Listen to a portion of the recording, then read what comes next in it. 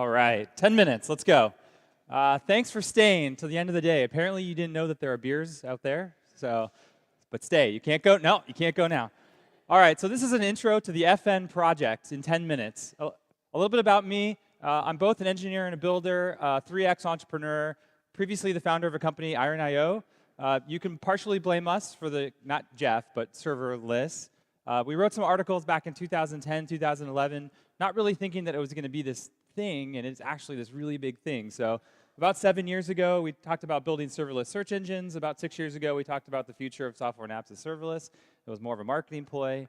Yeah, kind of cool. So what is serverless? Just kidding. We already covered that. Why serverless? Just kidding. We already covered that. Just keeping you awake. All right. So the FN project, open source, serverless compute platform. Run it on any cloud, including on-premise. Serverless compute platform. The team that built it, it was behind IronFunctions, which was part of Iron.io, which was about a year and a half ago. We forked that about 9 months ago, and the project is much further along now. Covered that. 2,500 plus commits, 60 plus contributors. We are definitely looking for more community, so please get involved. Driven by Oracle. I'm the VP of Serverless at Oracle, and we're definitely looking at it. But it's independent, so FN project. It's governed today just by community. We eventually will see it in a foundation or somewhere where it makes more sense, but right now we want to move quickly. Moving towards a GA in approximately 2-ish months, maybe less, hopefully. Okay, differentiators, open source, runs anywhere, containers as a primitive, bring your own Docker file, simple, elegant, and extensible by design. I'll do a quick demo so you get to see these. Independent yet vendor-backed, which means there's a lot of effort going into it. Because it is vendor-backed by a vendor that cares a lot about enterprise customers and has a DNA built there, it is built for the illities, security, scalability, observability, all those things. So it's going to be a rock-solid project. What is an FN function? An FN function is just a Docker container, which is a small bit of code, but it operates on standard in the environment, and then it puts something to standard out and standard air. Very simple, elegant by design. Very extensible beyond that. Everything else is handled by the system itself. And I always get the question, is it serverless if you have to run it yourself? And we've had this debate over and over and over again. It is serverless to the developers who use it. Somebody has to operate servers. Somebody's operating servers on some cloud somewhere. It can be public, private, whatever. It'll be serverless to the developers that use it. The FN CLI is where a lot of magic happens. 5 functions or 5 commands that you can know: init, run, test, deploy, and call. Init will give you some boilerplate code. Run will build the container and run it locally, passing in whatever you pass into the container. Test will pass in a JSON file, which basically a format is you pass some things into it, and then you get something expected out, and it gives you a red-green. Pretty powerful because you don't have to know what's in the container. You can just test it based on standard in, standard out. Deploy will do the same build process, but this time push it to a registry and register it with the service so you know you have a new version, which actually does an FN bump. And then FN call will call it on the remote server. But of course, you can wire this up to whatever triggers you want. And then you get a route to it. So /r/myapp/myfunc. I'll show a demo. OK, so demo number 1. If I can. Oh, we're moving around here. All right, let's make this big. Empty directory, just stuff. OK, let's do FN init. Let's do runtime go. That creates 3 files: func.go, func.yaml, and test.json. I don't even know what's in here yet. I'm just going to do FN run. Building the container, setting the version of 0.0.1, I get hello world. Well, that's expected because if I go to func.go, it's very simple. It's just one method called main, takes in some input, spits some output. So I can do something really cool, like echo name. Jeff Confiance. You know, you've already seen this demo. Kyle earlier showed this, but I'll show it again. Now, let's pipe that in. Then, in a second, we get hello, Jeff Confiance. Really cool, right? FN test. Same build process. Notice we're doing the exact same build process every time, so you know you're getting the same thing every time. Nice thing about containers. It passes. If you want to look at test.json, it's pretty straightforward. It's just a couple inputs with the output that it expects. That will run the tests. And then if everything looks good, I do FN deploy. Oh, let's not do that. Let's do demo. Now you see it bumped it to version 0.0.2, pushing to a registry. Don't know how my internet connection is going to work, but we'll see. All right, boom. Now we've got it, and then I can do fn call demo hello, and I get hello world back. If we go to a browser, which let's make this what? Everyone's laughing at me. What's going on?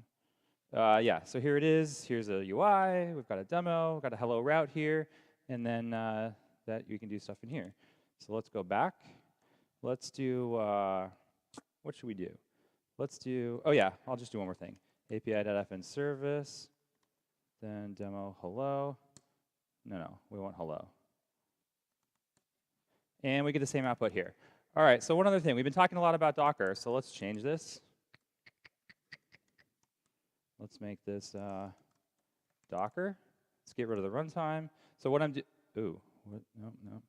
Let's get rid of that. So I made the runtime Docker. I don't need my func.go file. And let's create a Docker file. We've all seen these before.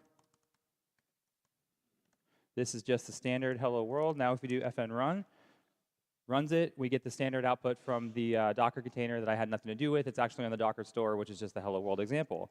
And then I can do fn deploy --app demo, bumps it to 0.0.3, pushes it to the registry, and in just a moment, we can go over here and refresh our screen, and we get the same Docker output here. So pretty cool stuff. And then if we want, let's change our fn API URL. So the last one ran on the Oracle cloud, but if we do that, and then we do fn deploy, bump it to 0.0.4, push it, fn-do.funky.run, and I click refresh over here. You don't really see anything, but this is actually being served from a DigitalOcean cluster. So we have a serverless running on Oracle Cloud, serverless running on DigitalOcean, and I could, in theory, do this on any cloud. So that's demo number 1. OK, where did my thing go? All right, so the last demo is around something called fn flow. fn flow is a way to build higher-level workflows and orchestrations. About 2 talks ago, Lars talked about these different things you want to get out of the programming model, including fanning in, fanning out, chaining, sequencing, all that. fn flow is a system designed to allow you to do that. But instead of writing really long JSON code, you get to do things in nice language primitives, such as completable features from Java 8. We care a lot about Java at Oracle, so we've got a really large Java team. So we started with support for Java, but we have experimental support for Go, and I think Node. Also open source, but we basically took, I'll show you, this is a demo app I'll show.